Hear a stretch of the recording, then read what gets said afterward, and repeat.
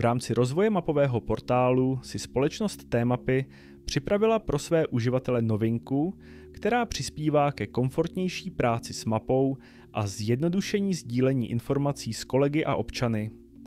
Jedná se o rozšíření funkcí nástroje poznámky, který najdeme v každé mapové aplikaci v panelu nástrojů. Novinku si ukážeme na mapové aplikaci Katastrální mapa G. Tuto mapovou aplikaci si tedy otevřeme, počkáme a přiblížíme se na místo, ve kterém chceme poznámky vytvářet. Jestli tohle přiblížení provedeme pomocí vyhledání například čísla parcely nebo najetím myší, je úplně jedno.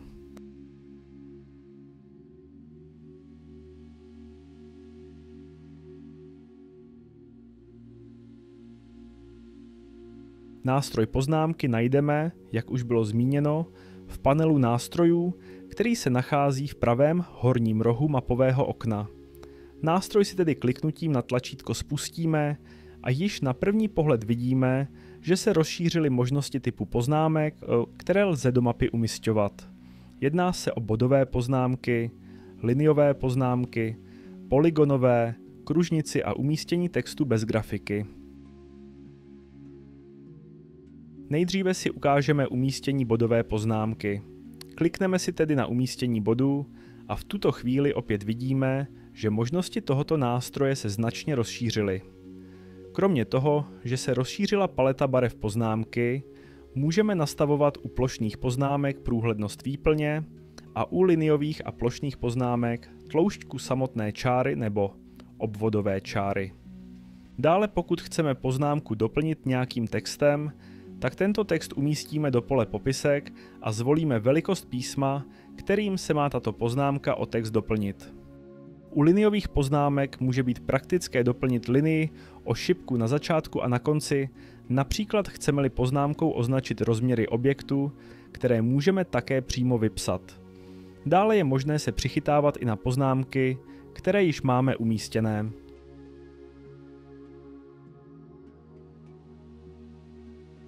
Začneme tedy umístěním té bodové poznámky. Pro tuto poznámku není relevantní ani nastavování průhlednosti výplně, ani tloušťky čáry. Zvolíme pouze barvu, kterou chceme poznámku udělat, zvolíme si teda například červenou, šipku myši umístíme někam do mapy a kliknutím levého tlačítka myši bodovou poznámku vložíme. Zvolíme velikost písma, jakým se má zobrazit vedle poznámky doplňkový text a napíšeme jej.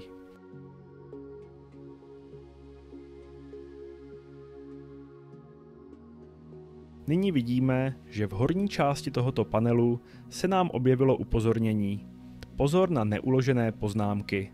Uložit. Co to znamená? Znamená to, že momentálně jsme vytvořili nějakou poznámku, ale když zavřeme mapové okno, tak tato poznámka nám tam nezůstane. Pokud ale stiskneme uložit, tak se stalo nyní to, že poznámka se zakódovala do URL tohoto mapového okna společně s nastavením měřítka a zapnutých vrstev.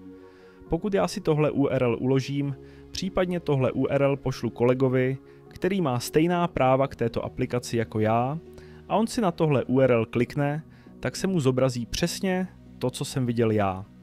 To znamená stejně zapnuté vrstvy, ve stejném měřítku, ve stejném místě a zobrazí se mu do toho i ta moje poznámka.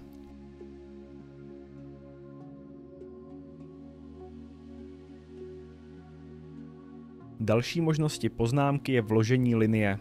Stisknu tedy vložení linie a již v tuto chvíli vidíme, že se nám zpřístupnil parametr tloušťka čáry. Zvolím si tedy opět barvu, kterou chci linii nakreslit. Zvolím si tloušťku čáry, zvolím si velikost písma doplňkového popisku a mohu už u tohoto typu geometrie zvolit, jestli chci šipku na začátku, šipku na konci a jestli chci zobrazit rozměry.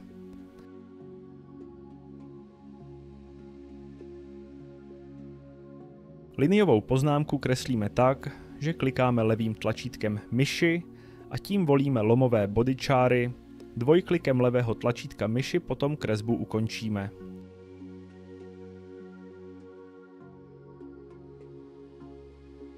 V tuto chvíli mám tuto poznámku stále aktivní pro editaci, to poznám podle toho, že kolem poznámky máme červený rámeček a dokud tam tento červený rámeček je, mohu ještě stále měnit parametry této poznámky. To znamená, že mohu vypnout šipku na začátku a na konci,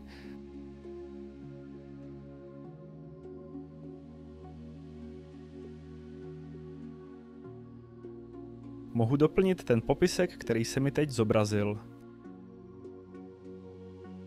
Mohu ještě stále změnit barvu té čáry, mohu změnit tloušťku čáry.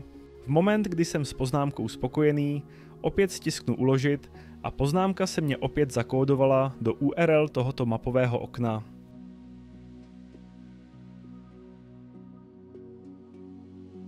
Další poznámku, kterou budeme vytvářet, je poznámka plošná, čili polygonová. Stiskneme tedy prostřední nástroj umístění polygonu, opět si zvolíme barvu, tentokrát to může být třeba zelená a už vidíme, že se nám zpřístupnil parametr průhlednost výplně. Prvně si ale nakreslíme poznámku, poté si budeme hrát s touto průhledností. Takže opět levým tlačítkem myši klikám lomové body polygonové poznámky a dvojklikem kresbu uzavřu.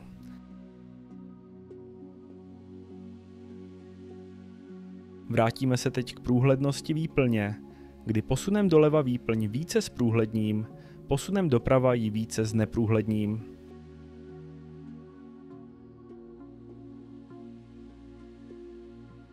Opět můžeme umístit doplňkový text a pokud jsme s poznámkou spokojeni, tak ji můžeme zase uložit.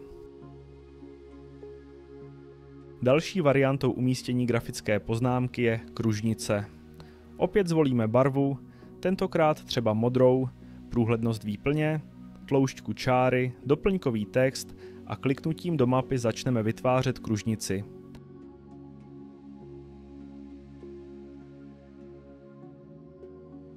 Nedržíme žádné tlačítko, prostě jenom táhneme kružnici do rozměru, který potřebujeme. Pokud máme zakliknuto zobrazit rozměry, bude se nám ukazovat poloměr vytvářené kružnice. Dvojklikem opět uzavřu.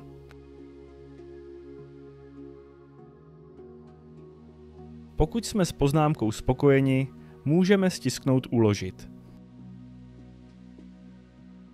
Poslední možností je umístění textu bez grafiky. Pro samotný text stiskneme poslední tlačítko vpravo se symbolem T. Zvolíme si barvu. Průhlednost výplně a tloušťka čáry zde nejsou relevantní, proto jsou nepřístupné. Pouze zvolíme velikost písma, opět napíšeme nějaký text a ten umístíme volně do mapy.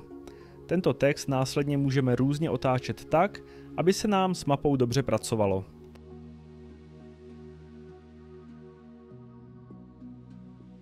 Pokud jsme s hotovou poznámkou spokojeni, stiskneme uložit.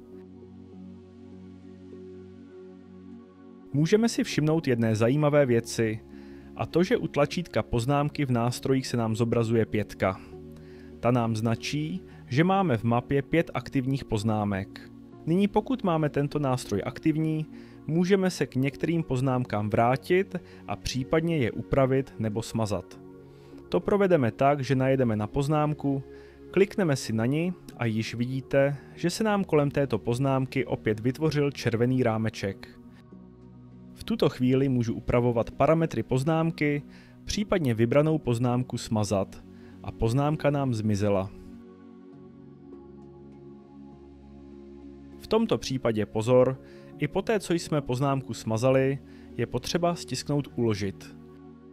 Pokud chceme upravovat další poznámku, opět na ní klikneme, objeví se nám červené okno a můžeme si třeba pohrát s velikostí textu, nebo tam nebudeme chtít text vůbec zobrazit, případně nebudeme chtít zobrazit rozměry a opět ukládáme. Poslední možností, jak vkládat grafické poznámky, kterou si ukážeme, je umístění automatické poznámky k identifikovanému objektu. Zavřeme si tedy panel s poznámkami, přiblížíme se na parcelu, ke které chceme poznámku vytvořit, klikneme si na ni, parcela se nám identifikuje a v panelu identifikace vedle základních údajů se zobrazí malá tužka.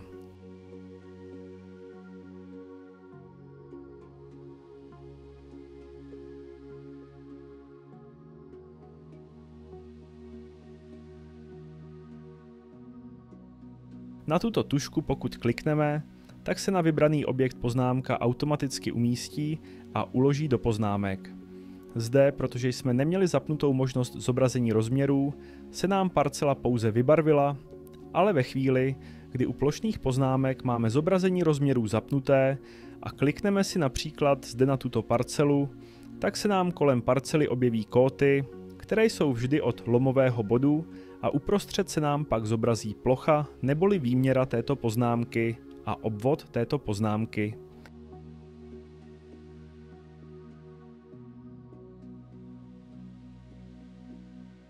Nyní vidíme, že se nahoře v nástroji poznámky objevila šestka, to znamená, že je tam o poznámku navíc.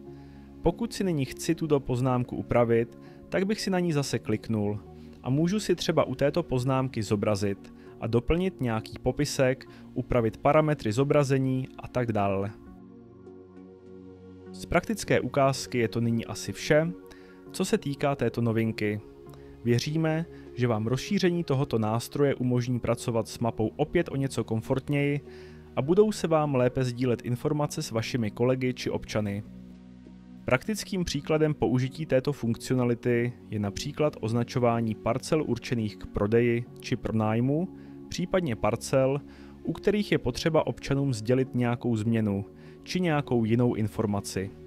Jak už bylo řečeno, poznámka je zakodována v URL, ale samozřejmě je možné mapu s poznámkou i vyexportovat do PDF nebo obrázku. V moment, kdy si spustíme nástroj pro export mapy, vidíme, že se poznámka do exportu propsala a můžeme tedy nadefinovat výstupní formát. Zvolíme, jestli chceme mapu bez legendy nebo s legendou, a to buď na jedné straně, případně s legendou na další straně, nebo třeba pouze mapu. Zvolíme si, má-li být formát A3 nebo A4, na výšku nebo na šířku, a pokud chceme nějaké konkrétní měřítko, tak si nastavíme i měřítko. Nakonec si zvolíme, jestli má být výstupní formát v PDF, nebo jestli to má být obrázek, a tím dojde k exportu.